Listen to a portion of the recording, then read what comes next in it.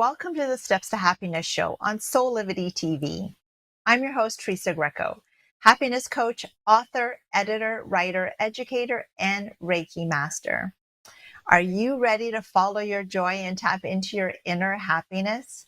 Then the Steps to Happiness show is for you. On my show, my guests and I explore the latest physical, mental, emotional, and spiritual well-being practices that can help lead you back to the happiness within you. The happiness principle for today's show is accessing our inner wisdom. We're programmed and conditioned to look outside of ourselves for answers. We're taught to ask for guidance from those around us because somehow they'll know what's always best for us to do. What do you think if I do this? Or what do you think about that? But is this belief true? Can others always know what the best thing for us to do is? Can others really know what's in our heart and why we have a certain desire for something? I don't believe they can. I believe the answers we're searching for exists within us. Our higher self, our soul self, our spiritual self holds the answers. We're taught how to connect with our physical, mental, and emotional self, but not with our physical self, which also communicates with us. And one of the ways it communicates with us is through our intuition. It can be described as that gut instinct, that inexplicable feeling we get when we need to make a decision about something. It's that internal knowing that doesn't require you to rationalize whether what you're feeling or thinking is right or not, because that feeling is so personal. No one can tell you if you're in touch with your intuition or not. You just have to know. But how can we know if what we're feeling or that little voice inside of us is in fact our higher self speaking to us? Ultimately, trusting your intuition is the act of trusting yourself. On today's show, we're going to be discussing the ways we can access our higher self and then learn how to listen to its guidance and wisdom. We're going to take a short break and I'll see you in a bit.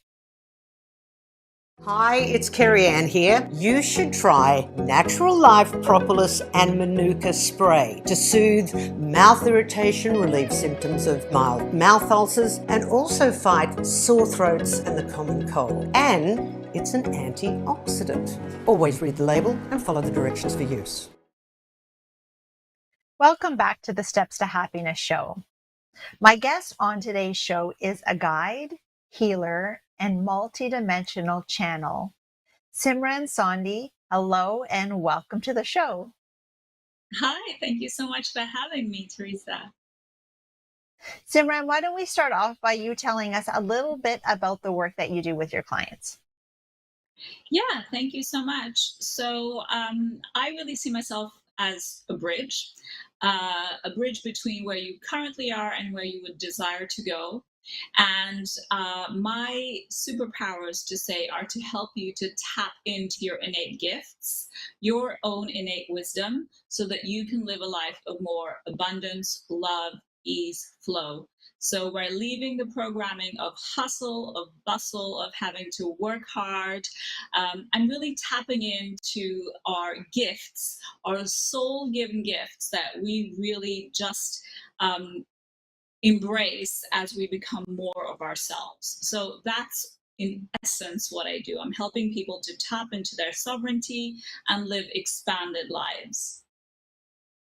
Thank you. And so that leads me into our first topic of conversation, which is around the idea that, and as I stated in my intro to today's show, that we're not conditioned to look inward for our answers, that it's quite the opposite, that we are taught to look outward for guidance, for wisdom, whether it's in our teachers or spiritual leaders or parents or our friends. What do I think about? What do you think? What do you think? That we're, instead of the idea that we have all the answers within us, that we just need to learn how to be able to connect with it. And so I like to call it our spiritual self, although some people want to say it's intuition or gut instinct or that little voice inside you, but it is an aspect of ourselves that exists.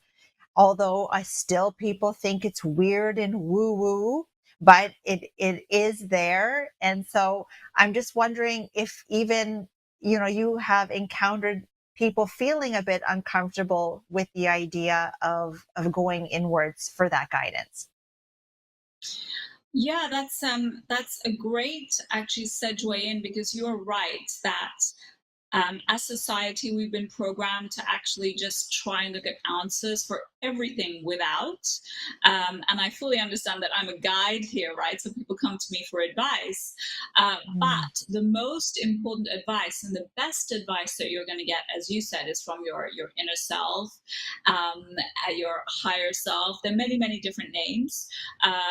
But just as society, we are used to handing our power away to something else outside of us. So when we're asked to tap into our own inner wisdom, we don't know how to do it because, as you said, we've outsourced solutions for our life to the church or religion or, the government or a doctor. And while everything has a place, ultimately, we need to get to a place within us where we actually learn, listen to our own guidance. Because actually, as you said, we all have it. And people think it's actually difficult. People think it's all about meditation and being super woo, but it's an inner voice, and it really is like an inner voice that we have, or it's a nudge, and we will all feel it in a different way, depending Mhm. on whether we're visual or whether we're audient, or whether we just have this felt sense.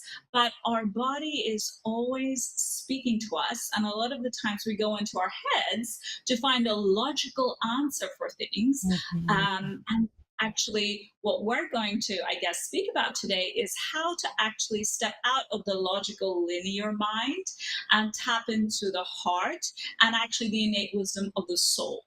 And that's not woo at all. It's actually just helping you come back into yourself and bringing all the sovereignty and power that we've actually handed over. A lot of times we might be Mhm. feeling powerless, helpless. I don't know what the answer is. I'm confused because we're looking outside. Mhm. Thank you. Thank you so much for saying that. I totally agree.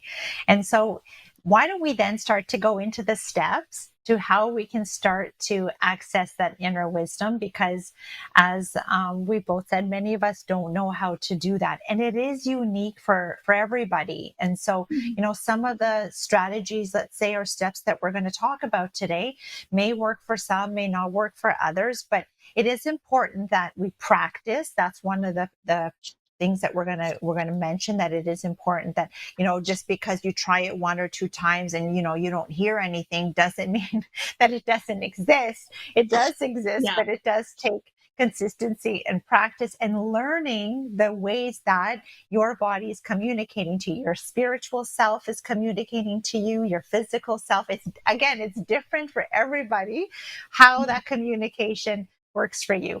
So let's get into those first steps. So what would you say is that first way that we can start to look inward? Well, I would say the first thing is really to have a desire, to set an intention, to say that actually I'm at this place in my life where I've tried a lot of stuff, right? Strategies. I have a therapist, I have a doctor, I have friends, but I'm feeling kind of lost. And I know that there must be something more. And when we set a clear intention that, okay, spirit, guide, higher self, show me the way, that is really a very important first step, because you already understand, you already sent like this energetic wish out into the universe, and I would call it coding your field, that when you have intention, you start the energy moving. So the universe conspires to work with you. And a lot of ways that we can do that is actually to start asking questions of ourselves, and not Mhm. necessarily looking for an answer. So, one of the first tenets of spirituality is actually ask and it is given. And so often we feel like we can't ask. So, I would like you to get into the practice. Anyone who's looking to cultivate a deeper relationship with self is to set the intention and then ask questions.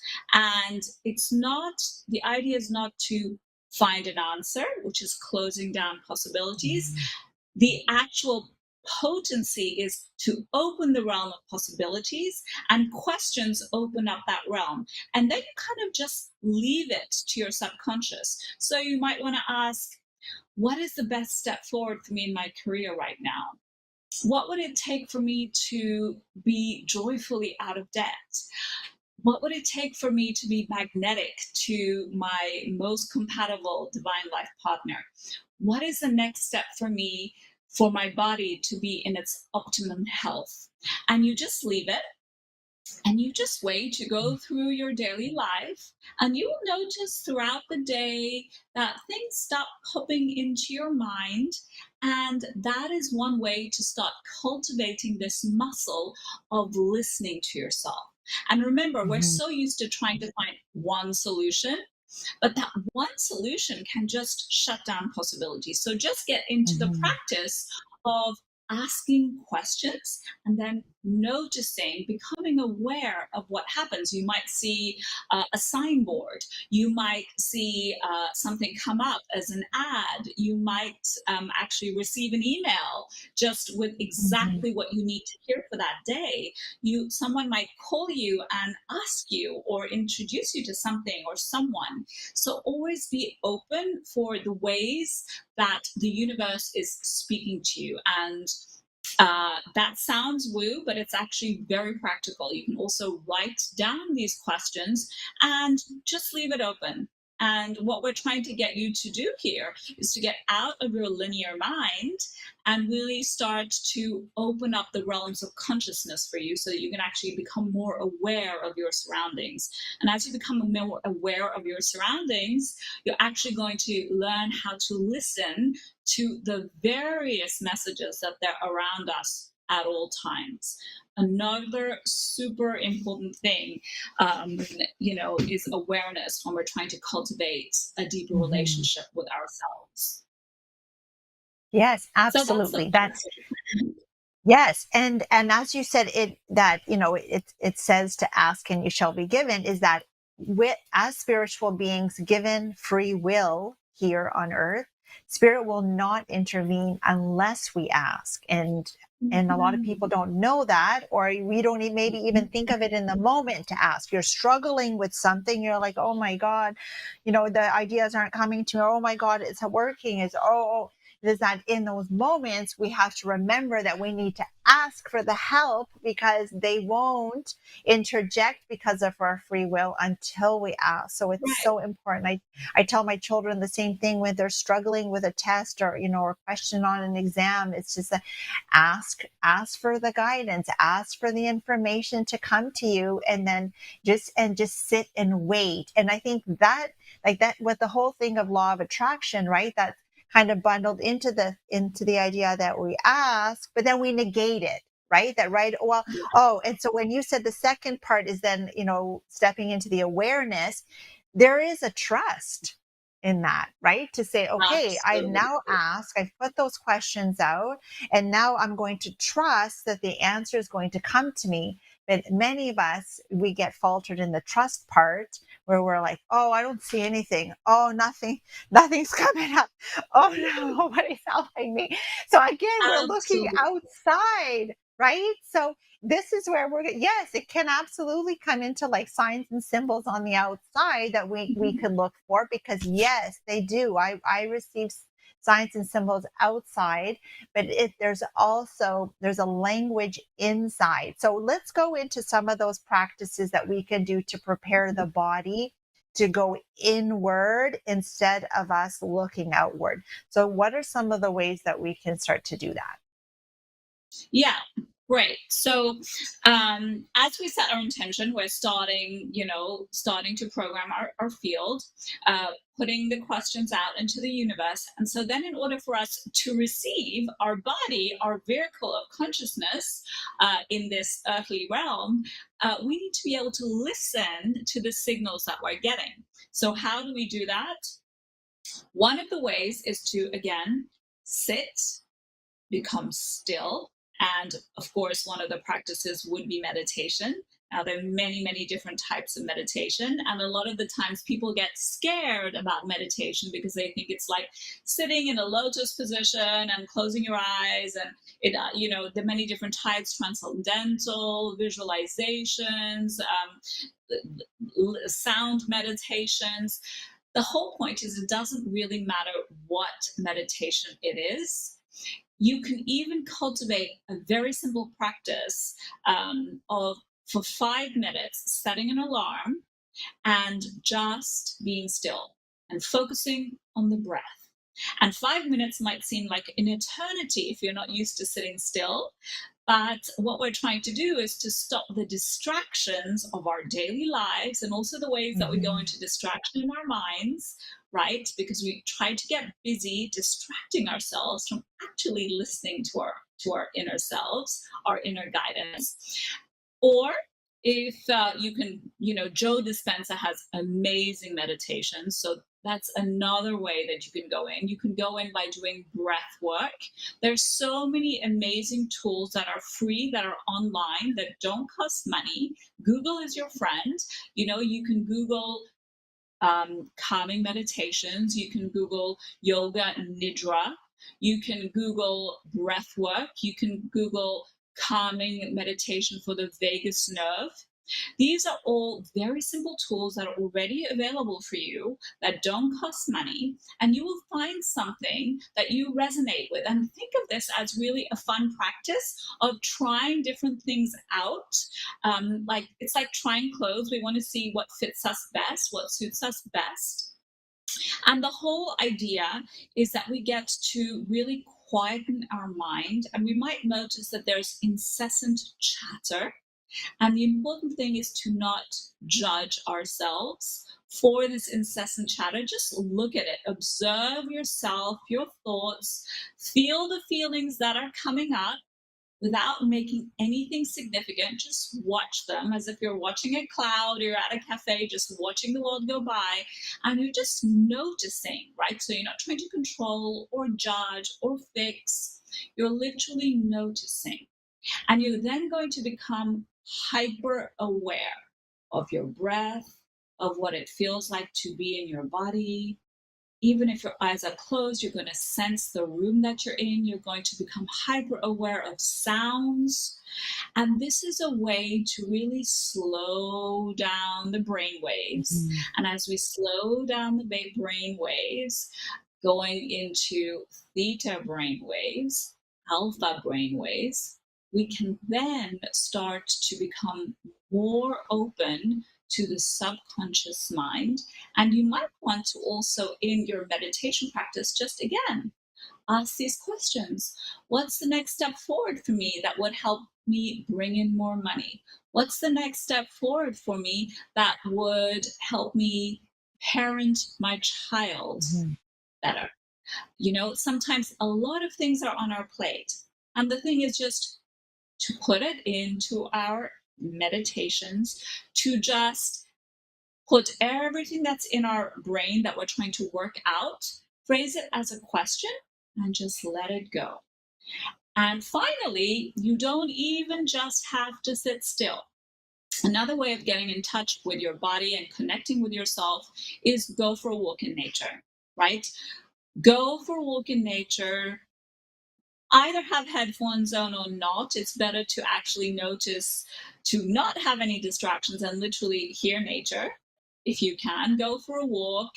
Um, Ideally every day, to literally use movement as a form of meditation. For me, I find that works really, really well. That when I move my body, I'm moving energy, and anything that's feeling stuck or stagnant, I would really suggest that you move your body, because that also is a practice of detoxifying. It moves the lymph. Lymph is very important for our health, for our immunity. And as our lymph starts to move, we start to feel better. So dance is also another amazing way to connect with the body. You put on, ecstatic dance is actually a thing. You can Google that as well. You can listen to devotional music, any kind of music that you like that gets you to move. And when you're actually moving, you're out of your head and it much less in your logical mind. So here are some really easy ways to learn to get quiet, get centered, and start to use that muscle of inner awareness. So I would say preparing your body and psyche is the next really important step of tapping into your inner wisdom. So just before we go into, once we're tapped in, how do Mhm. how do we know it's speaking to us? Like how can we start to understand the language in which it may communicate to us? But just before I go there, I just want to say that there, in many cases, many people feel uncomfortable being quiet, being with themselves, that they Mhm. need to be busy, they need to be around other people, because going inward can bring up some skeletons, some ghosts, some uncomfortable feelings, some emotional Mhm. scars, some of that. It it can do that when we start to remove the chaos and the distractions that many of Mhm. us involve ourselves in, because we don't want to go inward and start to feel some things that may be uncomfortable for us. So how would you help someone to overcome that feeling, to say, well, I actually don't like being by myself, I actually don't want to go inward, because it's been my experience that it starts to bring up some Mhm. emotions that I don't really Yeah, want, and I don't really that want to is feel, and I don't have time to deal with. that's a really, really good question. Thank you for bringing that up. I would say the best way to get comfortable with getting still and having a relationship with yourself, because this is actually what we're doing. We're actually getting to know ourselves, right? And usually, some of the fears that would make that harder is when we don't feel safe to be just with ourselves, right? We use distraction and being super busy and outsourcing our solutions because actually doesn't feel safe to be on our own. And some of that might be linked to childhood memories of feeling unsafe, right? So a lot of what we can do is to remind ourselves, almost reparent ourselves when we're feeling these like icky, stuck, uncomfortable emotions. How would you speak to yourself if you were soothing a child, right? So it's like cultivating this internal self talk that is soothing, and to remind yourself, I'm not going into any trauma, I'm not going into an episode that is going to bring up a can of worms. I'm simply observing as a spectator, and I'm allowed to refocus my attention whenever I feel like to something that makes me feel better. It's safe for me to connect with myself, literally speaking to yourself as if you were a child. And I would say the inner child is such an important driver of a lot of our how our reality looks, a lot of our subconscious programs. So getting to cultivate ourselves and reparenting ourselves as a little child, notice how you're feeling in your body when you're sitting still or there's no noise around you. You might start to feel a little bit panicky, fidgety, and you literally say, even if I'm feeling uncomfortable right now, I'm here for myself. I'm not alone. And you maybe might want to imagine like stroking your hair or stroking your face. And you actually can physically do that while you're sitting. You might want to hug yourself, right? Soothe yourself as if you were a child and say, I'm here. You're safe. It's safe to speak to me. I'm going to be here with you as long as you need, right? Anything you might not have got that you needed as a kid, you can now give to yourself so that you're starting to get a relationship of trust with yourself. And we said that from the very beginning. How can I get to trust myself more? It's to Mm-hmm. be ultra compassionate with all the parts that are fidgety or you feel are imperfect or are failing, right? You basically say, you can never do anything wrong in my eyes. And even if you can't sit still, it's not a big deal. You're doing your best, and that's more than enough.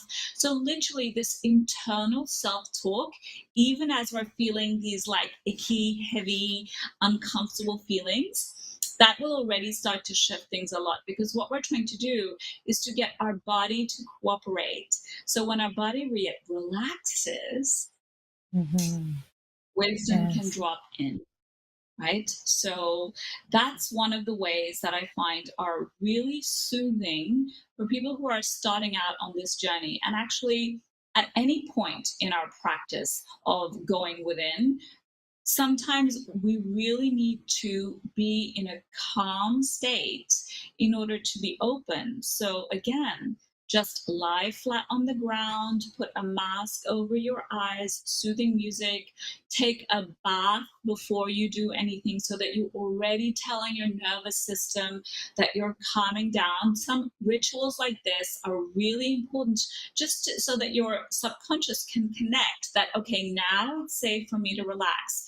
Light a candle, put on music, shut down the lights. Create like a ritual for yourself so that you're teaching your body that you're now entering a safe space. So rituals can be really, really powerful as a way to focus and as a way to actually make this practice sacred for ourselves.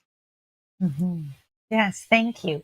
All right. So now we've done all the right things. We're either meditating or we're in nature. We've quieted the mind enough. We've kind of the distractions are away. The nervous system is in check. We're breathing.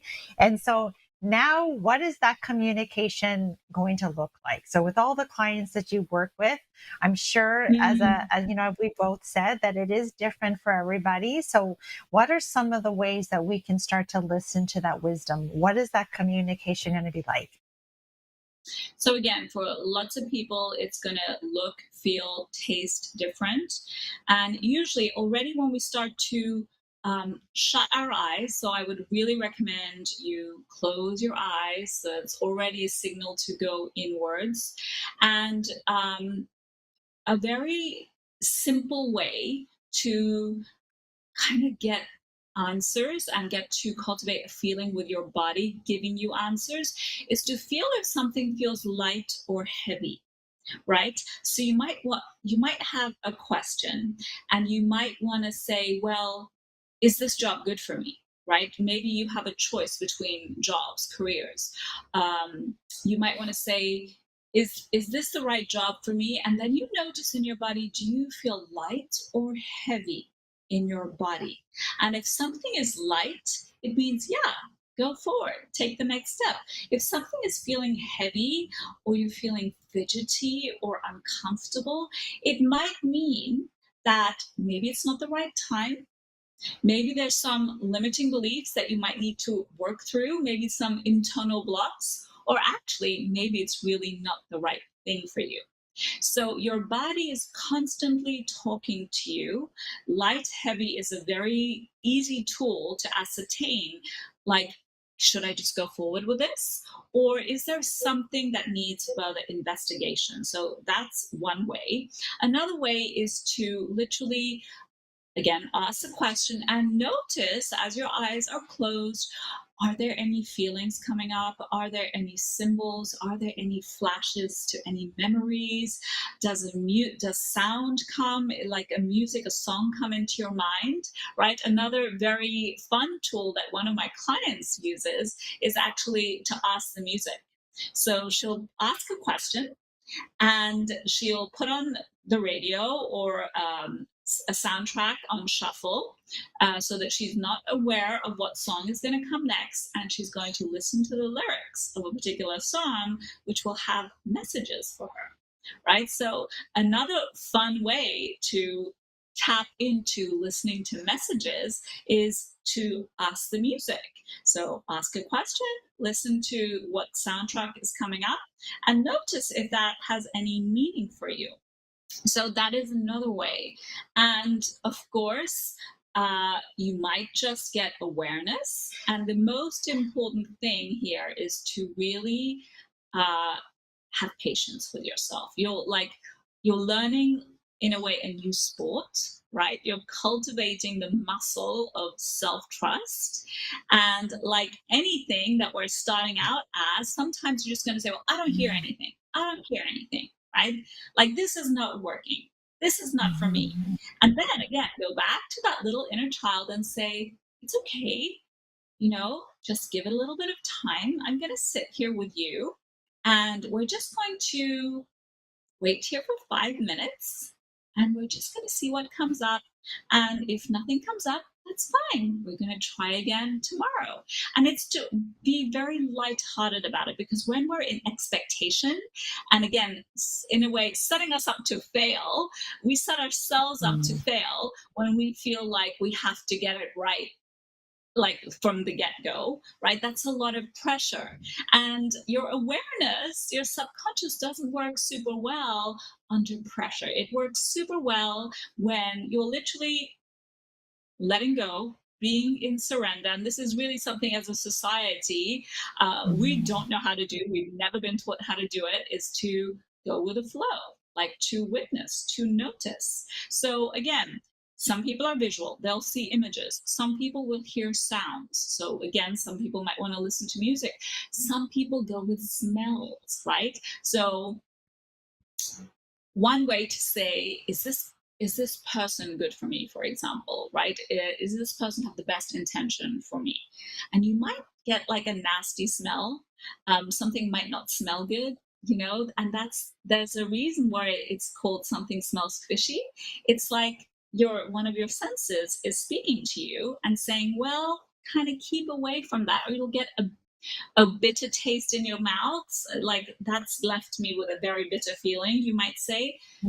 It's your sense of taste, which is also guiding you, helping you, or it's just annoying. You'll just say, no, that's not the way I want to go. This doesn't feel good. And you have to get used to what feels good and not good in your body. And so often we override what feels good and not good to us because we're so used to the hustle. Like, I have to work out. I'm going to work out 5 times a week, whether I'm tired or not. I'm just going to keep going.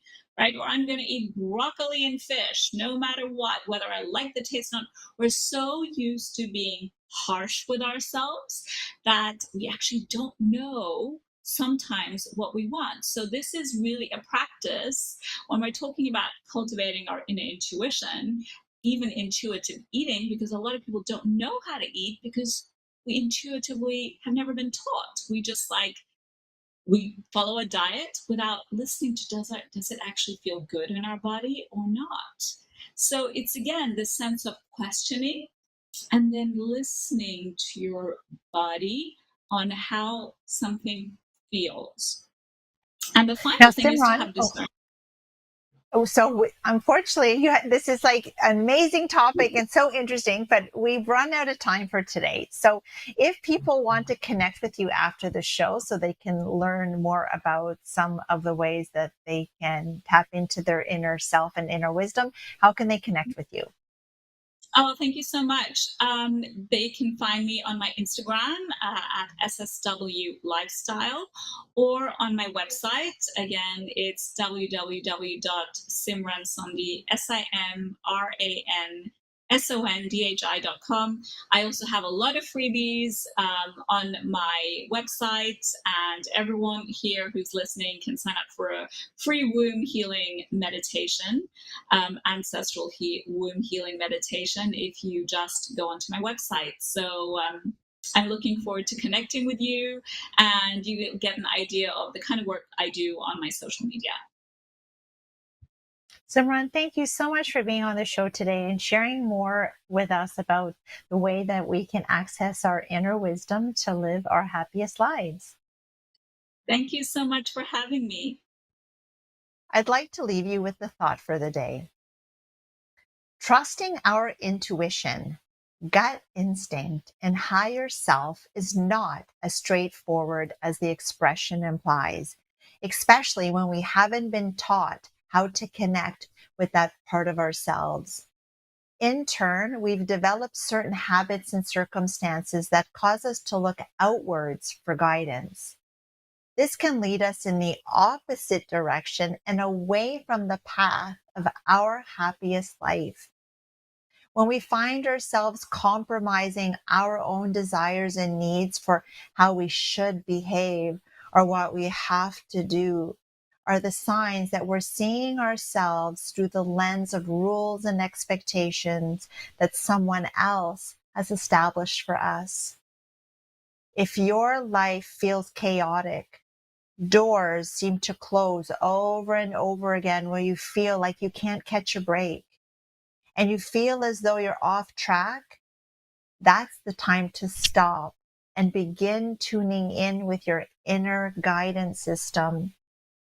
Fortunately, our intuition is so deeply innate that even if we've been out of touch with it our entire lives, it's still waiting for us to connect with its wisdom.